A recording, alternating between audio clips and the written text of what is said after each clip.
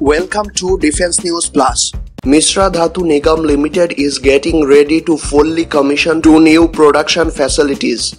In its second plant of 60 crore rupees at Rohtak in Haryana, it will be making bulletproof vests and armored personal vehicles for the armed forces. The facility will be manufacturing armor bulletproof plating or even mine-proof without affecting the overall vehicle performance, with capacity to build up to 25 to 30 vehicles annually. Mishra Dhatu Nigam Limited has taken the support of Bhabha Atomic Research Center for bulletproof vests to make 30,000 units annually. Mishra Dhatu Nigam Limited has supplied steel and cobalt alloy material to ISRO Human Flight Gaganyaan mission and titanium alloy metal for Advanced Multi-Role Combat Aircraft or AMCA. Next update, the Indian Navy is set to scrap the procurement plan of 13 Mk-45 anti-surface and anti-air gun systems from the US for its 11 under-construction frigates and destroyers. Sources said the Navy is looking for the indigenous 127mm gun systems. The 13 in number 127mm guns would have cost around $1 billion. Sources stated the cost is very high, more than the gun itself. The specialized ammunition is more expensive. The Navy will use the existing 76mm guns, while a larger plan for the 127mm guns bears fruit. As and when that materializes, the 76mm guns will be replaced. Only 11 ships would have had this particular gun system. Logistics and maintenance will have to cater for these 11 ships exclusively. The 127mm 62 caliber Mk-45 MOD-4 naval guns have a long range of more than 20 nautical miles due to new 5-inch cargo projectile and an improved propelling charge. Next update, India plans to install an anti-drone system along the international border and the line of control in Jammu and Kashmir. As per intelligence inputs, the militant groups have installed a full-fledged control room across the international border in Shakkargarh area. Shakkargarh in Pakistan falls across the international border opposite Kathua, Samba and Jammu districts of the Union Territory. The brigade named as Shakkargarh has deployed the engineers to assemble drones.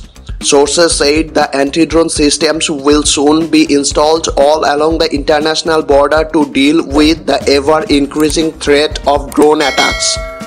The Border Security Force will take a final call on setting up the system on the basis of trials to be conducted soon.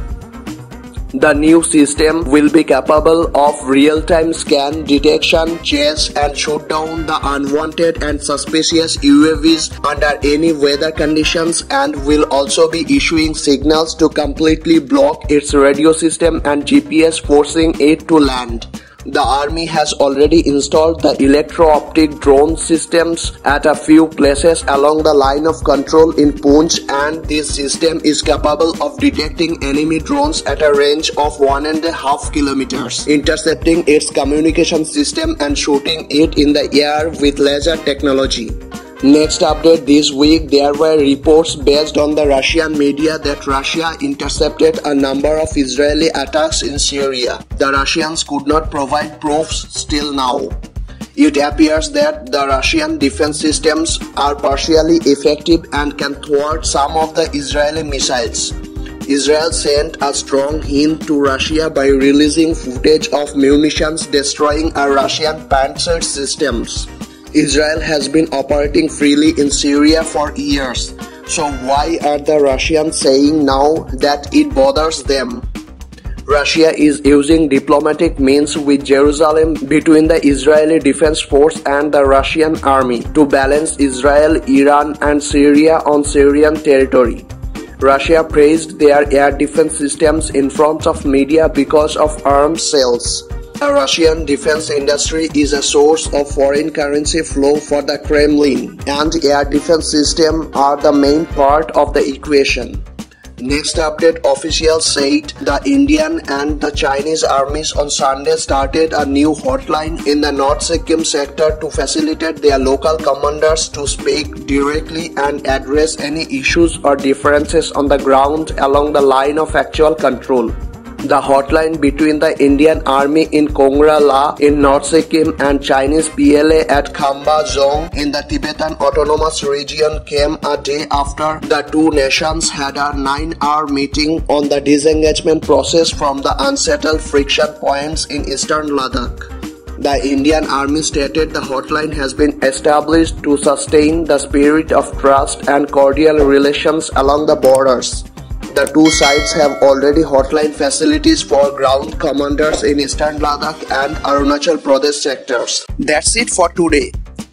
If you like our work, then please hit the like button, share this video and do subscribe this channel to get the notification of the next video. Thank you.